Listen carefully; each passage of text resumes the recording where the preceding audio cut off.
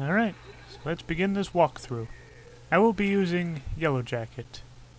The first stage we come to is the battle area. Here is a crudely drawn map for a reference. For this stage, it's just one-on-one. Usually they try to match you with like car types, light armored with light armored, and heavy armored with heavy armored. On this stage, there are only two visible weapons. However, there are boxes that you can shoot open, which can give you a lot more missiles.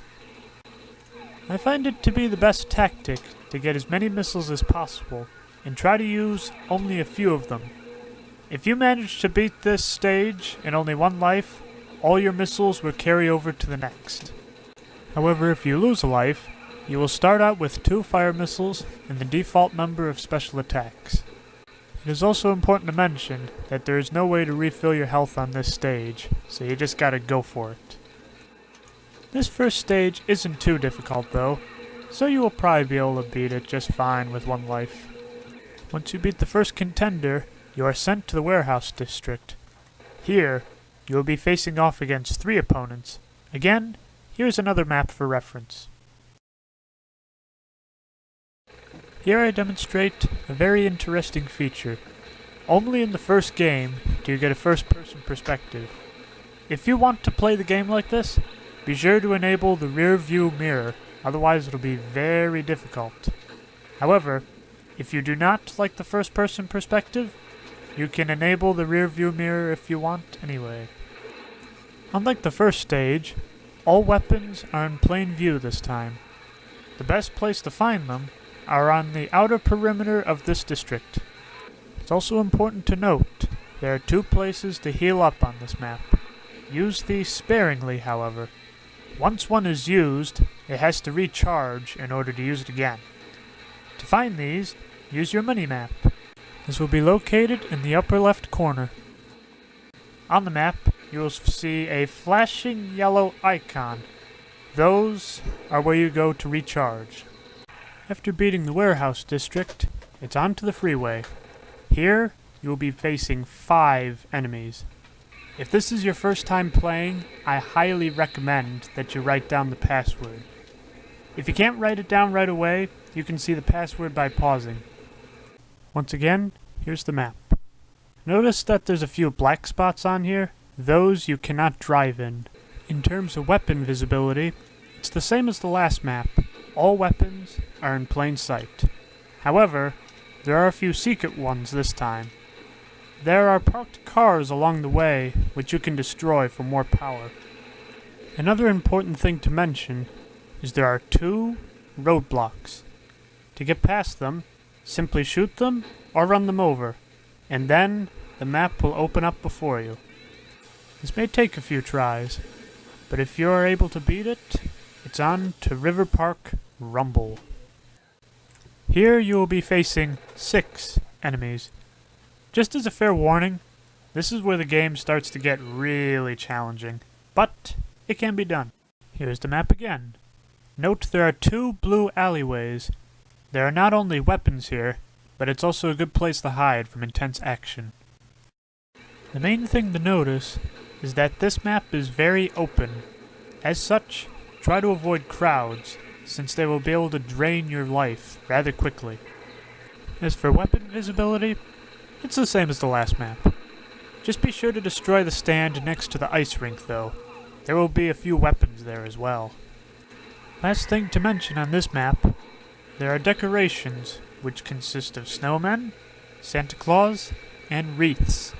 When these are shot, they will cause small explosions. With enough practice, you will then go on to the assault on Suburbia. Here you will be fighting all of the other contestants. At least on the bright side though, this map is huge. As such, here's a map trying to describe the immensity of it all. Note there is a lot of black on this map.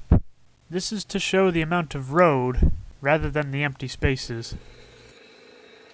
There are 3 major places on this map: the freeway, the trench, and the houses.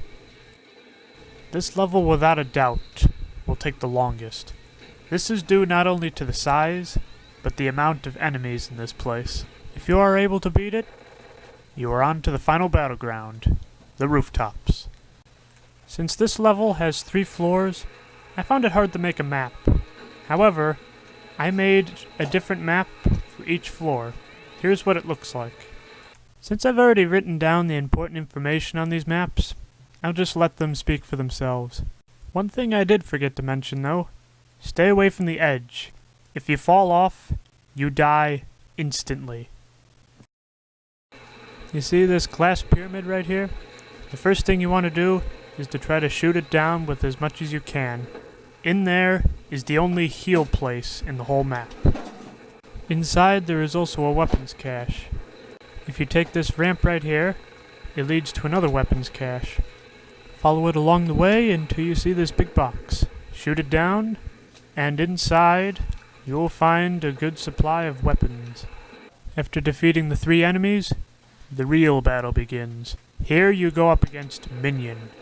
He is armed in a tank, and has a special that is everybody else's combined. Here, you will need all the firepower you can muster, as well as the heal station. If you are able to defeat him, then that's it. You just beat the game. The original concept for the endings were live-action cinematics. If you're interested, they can be found on Twisted Metal Head-On, Extra Twisted Edition, or just find them on YouTube. Due to the poor quality, however, it was decided that rolling text with Calypso's face in the background would be the better way to do it. However, in the words of Calypso, though, that was anticlimactic. Oh my god. Before ending this video, I have one last important thing to mention. The passwords you collected throughout are universal. This means you can use the password collected on any character you want. In order to not spoil the ending for Yellow Jacket, I will end the video here. See you next time.